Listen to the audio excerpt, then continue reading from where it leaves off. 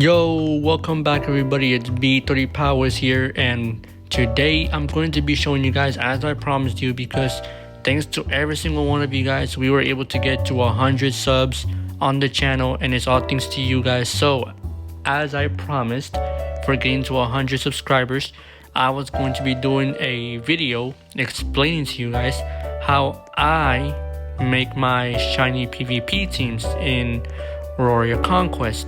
Yeah, don't mind me, I'm just running around because I'm bored. But either way, guys, I hope you guys enjoy this. I hope this video does help you understand sort of how do you build your own shiny PvP teams. And I'm going to be showing you what specific Pokemons I want to get in my teams and what specific roles they need to play and stuff like that.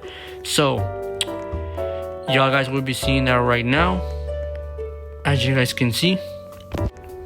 Okay guys, so first thing you guys need to know is you need to make sure that you have a Pokemon. At least I always make sure to have a Pokemon with the move aromatherapy. And yes, you can see I also have 6x31 IVs. One of the specific move stats are maxed out, 2 of them actually. And I have a move that is called aromatherapy. So why aromatherapy is important? Because aromatherapy, or in the competitive format, everyone uses moves that bring in toxic and paralyze, stuff like that, and you need to have aromatherapy to eliminate that. And also my Salamence is another Pokemon that is really good, 6x31. Another Pokemon that I do recommend as well is a Pokemon with Defog. Is because Defog is good because in the competitive format, a lot of people bring in Pokemon that set up traps, such as spikes, stealth rocks, and toxic spikes, and those can mess up your team pretty bad if you're not careful. So that's why I always make sure to at least have one Pokemon with Defog. Kind of bounce that out a little bit as well. Make sure not to have more than one Pokemon of the same type. Make sure to have some defensive mons. As you guys can see, I'm showing you guys right now what Pokemons have, like, you know, are good with defense, good with special attack, good with speed. So my quota here is max HP and max special attack. So as well as Aegis Lashes, max HP and max physical attack. But either way, guys, I will also be showing you where you guys can buy items to EV train your Pokemon. I'm gonna be showing you that right now. So first thing you guys need to know is go talk to this guy over here, where you buy basically mini potions to heal your Pokemon. And you're gonna be seeing a lot of different like EV items, like EV training items. Like there's feathers. I always just buy 252 feathers, depending to which one I need. And those, the reset stats are, let's say if you have a Pokemon that has some random EVs and they're messing up your EV training, you can buy those to reset your EVs.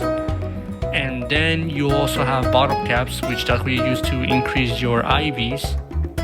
But let's say if you don't have any money, but you want to EV train your Pokemon's specific stats. So what you guys need to do is get those little power belts, power bracer, power band, power lens, power weight, power, I think so is that what it's called. Those items are good for EV training as well. Now you do need to find a specific trainer depending to what stat you want to increase on what Pokemon. There will be specific trainers you will need to battle for that. I'll be showing you the trainers right now. Okay guys, so these are the trainers where you can basically train up your EVs on your Pokemon. If you need to see the list, you can pause the video and just look at the list, and then you'll be able to see like what trainer increases what stat on what Pokemon you need. So that is how you basically EV train your Pokemon. And as I just mentioned, you guys, if you're gonna do PvP, you have and build teams, you have to make sure that you have Pokemon that play specific roles. As I just mentioned, for example, my Salamence, you know, he has Defog. So if my opponent brings in some Stealth Rock, some spikes, I have my Salamence to basically eliminate those spikes and those Stealth Rock with the Defog. Another move that can help you remove traps or hazardous traps is Rapid Spin. Again, there are many Pokemon that can learn those moves. I do encourage you guys to Now, you don't have to have these Pokemon with these moves. I'm just saying, like, I usually, whenever I build PvP teams, I also need to make sure, or at least I always make sure to have at least a Pokemon that has one of these moves. That way, that helps me a lot. And also having your Pokemon EV train as well is really good. Right now I'm showing you guys where you can also increase the Pokemon's IVs, and then where you can teach them moves as well. And then this is also the shop where you can buy all sorts of items like Mega Stones and stuff like that. That is also stuff that you might want to need for PvP, which when you're trying to choose what Mega Pokemon you want to use. But yeah guys, this is really the way I build PvP teams. Again, like I said, you don't have to do it how I'm doing it. I'm just showing you how I usually build my PvP teams. So if you want to go ahead and build your own PvP teams, you can also do that. Make up your own creative things, bro, because I know a lot of people have a hard time building PvP teams, but this is usually how I do it, because I feel like this helps me a whole lot when it comes to PvPing. Normally I always have at least 2 Pokemons with defog, or at least that can remove hazard traps, but you don't necessarily need 2, you can just have 1. But either way guys, that is all for today's video. I hope this video, like I said, helps you guys a whole lot on building your PvP teams and knowing what Pokemon you want to have what specific role in the team. But yeah guys, I mean, that is just how you basically make PvP teams in the game. It's just you knowing what Pokemon's gonna play what role in the game. Like I said, I just mentioned if your Pokemon have roles to, let's say, sweep and then also remove hazardous traps whenever you're playing the game. Now I'm gonna be also showing you guys a few Pokemon that have random EVs, because I know that many people might be wondering what are the EV stats, reset stats for. Okay, yeah, that has no EVs.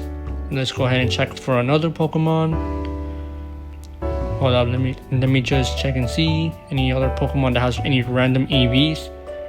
But basically guys, the point is here, make sure to reset your, if you have any Pokemon that you want to EV train and has a random EVs, just make sure to use the stat resets on the shop to basically reset your EVs. And then when you're also EV training, let's say by battling those 1 trainers I told you guys about, in case your Pokemon do gain other EVs that you're not trying to get on that specific Pokemon, you can buy resets EVs on that specific stat and then just keep EV training your Pokemon. That will help you guys a lot. But either way, that is basically, yeah, I'm over here trying to find for any Pokemon with random EVs, but well, that one has 11 speed, but I'm just showing you guys how exactly an example, but I don't have any Pokemon with random EVs right now. But either way, I do hope this video did help you guys a lot. If you did, please make sure to like, subscribe, and share with anyone who needs help EV training Pokemon. And with that being said, I'm gonna leave you guys and see you guys on the next one. Peace.